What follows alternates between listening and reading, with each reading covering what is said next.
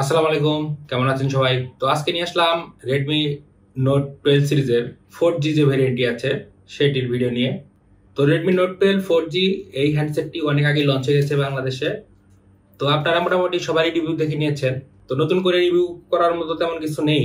তারপরেও আপনাদের সাথে কিছু বিষয় এটা নিয়ে আলোচনা করতে চাই। তো এটি একটি ফুল রিভিউ হবে না, কিছু কিছু পয়েন্টগুলো যেগুলো আমার কাছে একটু জানানো প্রয়োজন বলে মনে করেছি সেগুলো উল্লেখ করে ধরবো। আর হ্যাঁ, আপনাদের জন্য একটা সুখবর হচ্ছে, গিভঅ্যাওয়ে থাকছে এই ভিডিওতে। তো কুরবানি ঈদের দিন এই গিভঅ্যাওয়ের রেজাল্টটি প্রকাশ করা হবে। তো চলুন ভিডিওটি শুরু করা যাক। তো ডিজাইন এবং থিকনেস এই দুইটি বিষয়ে আমার কাছে খুবই ভালো লেগেছে এই Redmi Note 12 সিরিজের 4G যে ভেরিয়েন্টটা সেটি। এবং এটি বেশ থিক, আপনারা দেখতে পাচ্ছেন বেশ থিক একটি হ্যান্ডসেট। এটি 7.9 mm এর এটির থিকনেস। তো এর যে ওয়েট ডিস্ট্রিবিউশন তাও ভালো এবং ওয়েটটাও অনেক কম। তো এর ওয়েটটা আমি এখানে দিয়ে দেবো, আপনারা দেখতে পাচ্ছেন। আর হ্যান্ড ফিল ছিল অসাধারণ, আমার কাছে খুব ভালো লেগেছে। ডিজাইন ওয়াইজ বেশ প্রিমিয়াম লাগছে। সামনে গরিলা গ্লাস 3 প্রোটেকশন থাকলেও সাইডের ফ্রেমটি প্লাস্টিকের এবং ব্যাক পোর্শনটা প্লাস্টিকের। বিল্ড কোয়ালিটি এবং হ্যান্ড ফিল প্রাইস অনুযায়ী আমার কাছে বেশ ভালো লেগেছে। তো Redmi 12 সিরিজ আমাদের এশিয়াতে এবং এশিয়ার বাইরেও বেশ জনপ্রিয় একটি সিরিজ এর প্রাইসের জন্য। তো এটি টপ ভেরিয়েন্টের একটি হ্যান্ডসেট। Redmi Note 12 4G যে ভেরিয়েন্ট সেটা এটি একটা টপ ভেরিয়েন্ট 8/128GB। তো এটির প্রাইস বর্তমানে 22,000 টাকা আশেপাশে আপনারা পেয়ে যাবেন। তো আমি মনে করি এখন যে বাজারটা চলছে সেই হিসাবে Redmi Note 12 সিরিজের এই ভেরিয়েন্টটি আমার কাছে ভ্যালু ফর মানি লেগেছে। হ্যাঁ, কিছু কথা আছে এর প্রসেসর সেকশনে, আমি এই কথাগুলো বলবো।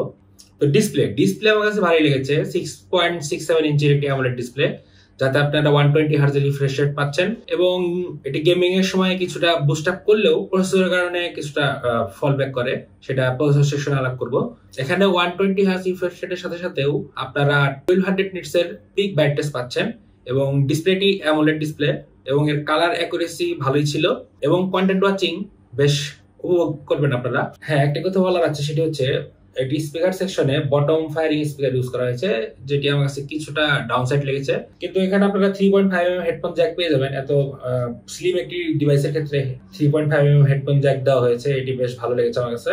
আর উপরে এয়ার ব্লাস্টার তো থাকছেই, সেকেন্ডারি নয়েজ ক্যান্সেলেশন মাইকও থাকছে। ডিসপ্লে সেকশনে আমার কাছে কোনো কমপ্লেইন নেই, ডিসপ্লে আমার কাছে ভালো লেগেছে। এবং সাথে একটা কথা বলে রাখি, এটি ফিঙ্গারপ্রিন্টও বেশ ফাস্ট। আপনারা যখনই আপনারা টাচ করবেন সাথে সাথে আনলক হয়ে যাবে। তো ফিঙ্গারপ্রিন্ট সেন্সরের রেসপন্স ফাস্ট ছিল। আর ডিসপ্লে কোয়ালিটি ভালো ছিল। সাউন্ড কোয়ালিটিতে একটু আমার কাছে প্রবলেম লেগেছে, আপনারা সাউন্ড কোয়ালিটিটা একটু শুনে নিন, অতটাও খারাপ না, প্রাইস অনুযায়ী চলার মতো।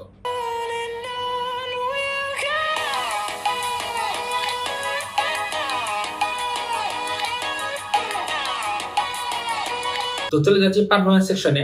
পারফরম্যান্স সেকশন এটিতে ইউজ করা হয়েছে Qualcomm Snapdragon 685। আপনারা সবাই জানেন 685 এটি আন্ডাররেটেড প্রসেসর। এর ক্লক স্পিড কিছুটা কম অ্যাকর্ডিং টু Helio G99 অথবা G98 এইসব প্রসেসরের থেকে। তবে আমি মনে করি স্ন্যাপড্রাগন আপনাদের জন্য একটি বেস্ট ডিসিশন হবে, মানে ভালো ডিসিশন। লং রানে স্ন্যাপড্রাগনই আমি ভালো পেয়েছি।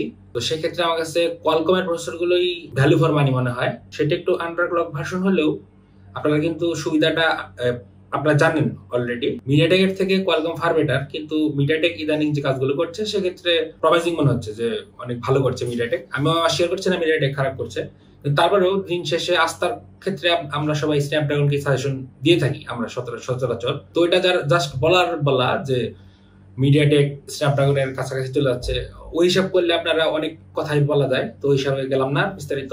তো পারফরম্যান্স সেকশনে আপনারা সব রকম গেমই খেলতে পারবেন, তবে এটি গেমিং সেন্ট্রিক কোনো ফোন না, কারণ 685 গেমিং এর ক্ষেত্রে অতটা আপনাকে হেল্প করবে না। আমি পাবজিতে রং রান করেছি, পাবজিতে আমি বেশ হতাশই বলবো, মানে হতাশও বলবো না, চলার মতো পারফরমেন্স পেয়েছি। আপনারা রিফ্রেশ রেটের হাইয়ের কারণে আপনারা ভালো স্মুথ যে ফিলটা ওইটা আপনার প্রোভাইড করতে চায়, কিন্তু আমার মনে হয় লং রানে এটি সেটা পারবে না।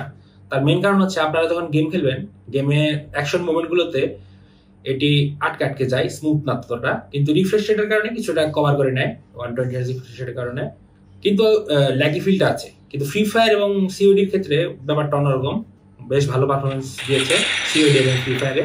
তো আপনি যদি ফ্রি ফায়ার এবং সিওডি গেম খেলার জন্য নিয়ে থাকেন সেক্ষেত্রে খেলতে পারেন, অসুবিধা নেই। গেম পারফরমেন্স এবং অন্যান্য ডেইলি যে টাস্কগুলো আছে সেগুলোর দিক থেকে কোনো রকম প্রবলেম করবেন না, সহজেই সবকিছু হ্যান্ডেল করতে পারে। 8GB র্যামের কারণে এতে বেশ ভালোই আপনারা লোড দিতে পারবেন। তো চার্জিং সেকশনের কথা বলে দিই পারফরমেন্স সেকশনের সাথে। তো এটিতে 33 ওয়াটের ফাস্ট চার্জিং সাপোর্ট করে এবং বক্সের চার্জার দেওয়া আছে। তো তো আমি আনবক্সিং দেখালাম না, তারপরেও আপনাদের সুবিধার জন্য একটা কথা বলে দিই। এই বক্স কন্টেন্ট হিসেবে আপনারা পাবেন চার্জার, কেবল, সিম ইজেক্টর পিন, আর হচ্ছে ইউজার গাইড এবং ওয়ারেন্টি কার্ড। তো আমি বলবো পারফরমেন্স ওয়াইজ এবং যা অফার করছে 20-22 হাজার টাকা প্রাইসে, ভ্যালু ফর মানি ডিভাইস অবশ্যই।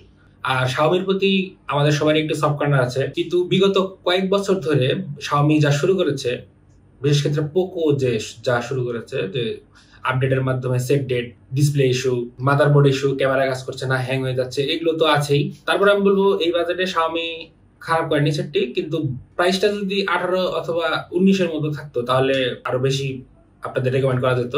ক্যামেরা সেকশনে কিছু কথা বলি। ক্যামেরাতে আপনারা পাবেন এখানে 50 মেগাপিক্সেলের মেইন সেন্সর এবং 8 মেগাপিক্সেলের একটি আল্ট্রা ওয়াইড এবং 2 মেগাপিক্সেলের একটি ইউজলেস ক্যামেরা, এবং ফ্রন্টে পাবেন 30 মেগাপিক্সেলের একটি সেলফি শুটার। আর এটিতে ব্যাকে এবং ফ্রন্টে ভিডিও সাপোর্ট করে 1080p 30 fps পর্যন্ত। ভিডিও কোয়ালিটি মোটামুটি ভালো ছিল, কিন্তু কোনো ইআইএস ওয়াইস কিছু নেই। তবে হ্যাঁ, চলার মতো ভিডিও দিতে পারে,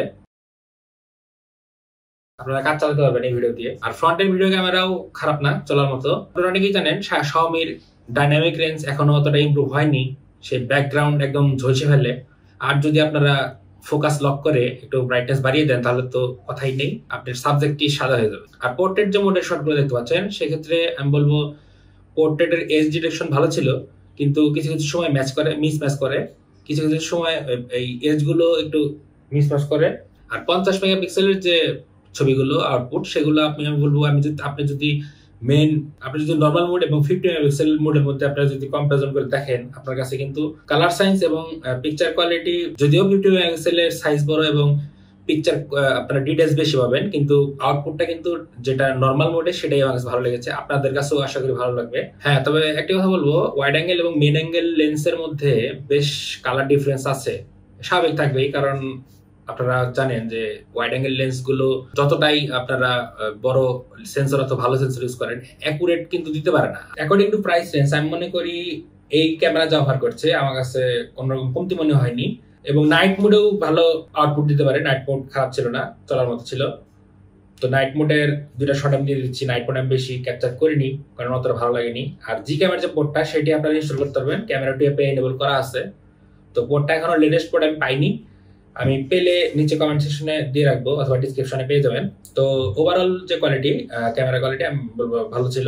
তো এখন সামারিতে কিছু কথা বলি। এখন যে প্রাইস রেঞ্জ 20-22 হাজার টাকা, এই প্রাইস রেঞ্জে অনেক রকম অনেক অপশন আছে। তো আশেপাশে বিশ্বস্ত কোনো অপশন খুঁজতে গেলে Redmi Note 12 এর যে অপশন গুলো আছে, তার মধ্যে 4G যে ভার্সনটা, এটা আমার কাছে প্রাইস টু পারফরমেন্স রেশিও ভালো লেগেছে। তবে কোনো কিছু পারফেক্ট না, সবকিছুতে ডিফেক্ট থাকে। তো এর যে ডিফেক্ট, সেটি আমার কাছে প্রসেসরটা মেন লেগেছে। 685 প্রসেসরটা এখানে কোনোভাবেই দেওয়া ঠিক হয়নি, অন্য কোনো প্রসেসর ইউজ করতে পারতো। পারফরমেন্স পাবেন এবং ক্যামেরা সেকশনে, দুটো সেকশনে আপনারা খেয়াল করতে পারবেন, কারণ এটি 1080p উপরে ভিডিও সাপোর্ট করতে পারে না।